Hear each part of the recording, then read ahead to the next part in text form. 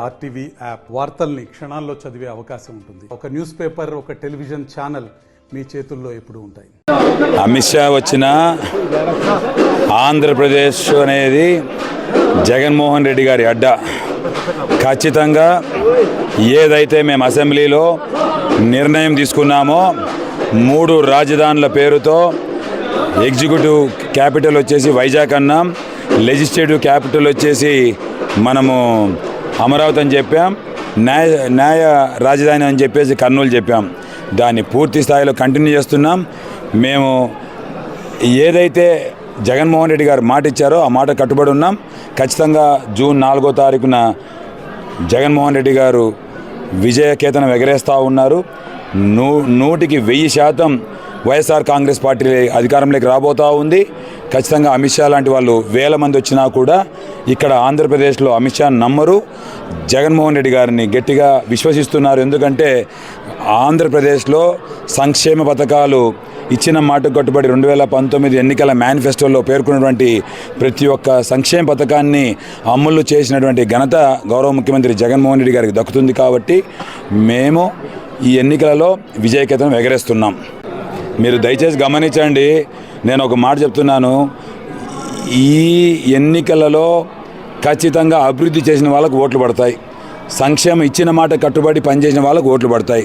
ఈరోజు మీరు గమనిస్తున్నారు లేదు, 2014 ఎన్నికలలో చంద్రబాబు నాయుడు గారు ఇచ్చినటువంటి హామీలు ఏవైతే ఉన్నాయో అవన్నీ హామీలన్నింటినీ తుంగలో దొక్కి ఒక్క హామీ అంటే ఒక్క హామీ నెరవేర్చలేదు. ఈరోజు మీరు గమనించినారు లేదో, చంద్రబాబు నాయుడు మేనిఫెస్టోలో మళ్ళా 3000 రూపాయలు నిరుద్యోగ భృతి అంటున్నాడు. నేను ఒక మాట అడుగుతున్నాను చంద్రబాబు నాయుడును, మీ ద్వారా అడుగుతా ఉన్నాను.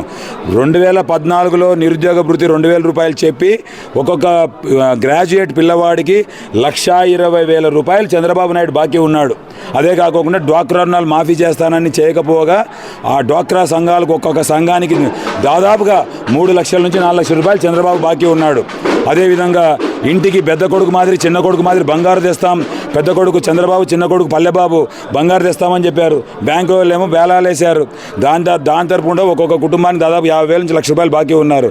సగటున ఈ రాష్ట్రంలో ప్రతి కుటుంబానికి చంద్రబాబు నాయుడు దాదాపుగా 4 లక్షల నుంచి 5 లక్షల రూపాయలు ఒక్కొక్క కుటుంబానికి బాకీ ఉన్నారు.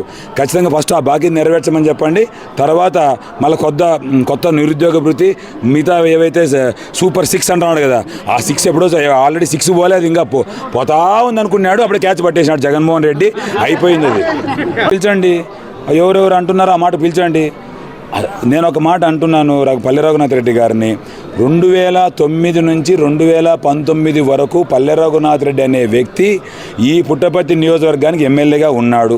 ఆయన ఏ రోజు కూడా నేరుగా గెలిచిన దాఖలాలు లేవు. 2009లో ఏ విధంగా గెలిచారో పుట్టపర్తి ప్రజానికానికి అంతా తెలుసు. 2014లో కూడా ఏ విధంగా గెలిచాడో పుట్టపర్తి ప్రజానికానికి అంతా తెలుసు. నేను మాట్లాడకూడదు ఆ మాటలు.